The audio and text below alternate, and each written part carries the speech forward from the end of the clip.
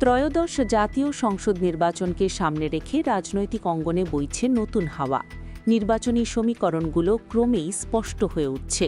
তরুণদের নতুন রাজনৈতিক দল জাতীয় নাগরিক পার্টি এনসিপি শেষ পর্যন্ত বিএনপির সাথে নয়, বরং জামায়াতে ইসলামের সাথে আসন সমঝোতায় যাচ্ছে বলে খবর পাওয়া গেছে। ভোট গ্রহণের সময় ঘনিয়ে আসার সাথে সাথে রাজনৈতিক মেরুকরণ জোরালো হচ্ছে। বিএনপি ইতিমধ্যেই তাদের এবং যুগপৎ আন্দোলনের শরিক দলগুলোর জন্য প্রার্থী তালিকা প্রায় চূড়ান্ত করে ফেলেছে।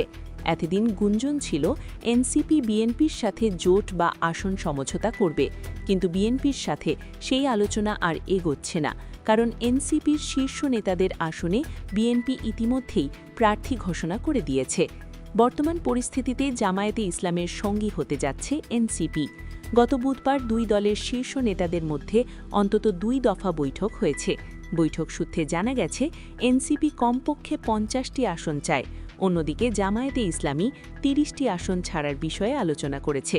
তবে শেষ পর্যন্ত 30 থেকে 50টি আসনের মধ্যে এই সমঝোতা হতে পারে বলে ইঙ্গিত পাওয়া গেছে।